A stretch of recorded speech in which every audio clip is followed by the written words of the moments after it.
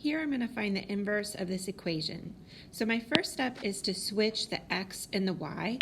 So I'm just going to rewrite this equation, but wherever there's a y, I'm going to put an x, and wherever there's an x, I'm going to put a y.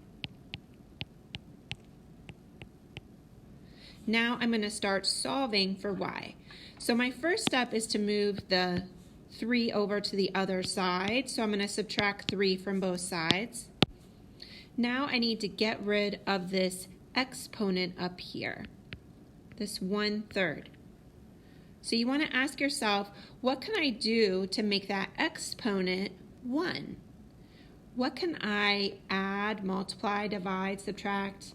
What can I do to that exponent to make it 1? So I know that 1/3 times 3, or 3 over 1, that equals 1. So what I'm going to do is I'm going to raise each side to the power of 3.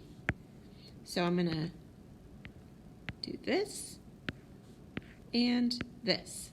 So on the left side, I just have x minus 3. I'm just going to leave it like this. I'm not going to multiply it out.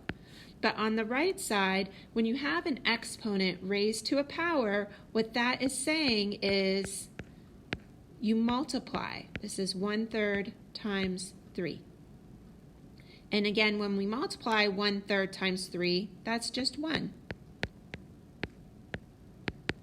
So you have x minus 3 to the 3rd power equals y minus 1 to the 1st power. Well, you know, anything to the 1st power, that doesn't change it at all. So I'm just going to take that off. This is just y minus 1.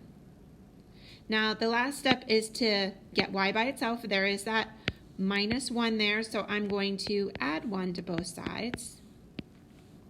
And what I end up with is x minus 3 to the 3rd power plus 1 equals y. And the very last step, now that we have found the inverse, is to write that using the inverse notation. So instead of y, I'm going to write y to the negative 1st power. That just means the inverse of y. And typically, we'll switch the sides there. The commutative property allows us to swap the sides, so we'll just say y, the inverse of y equals x minus 3 to the 3rd power plus 1. And that's our answer.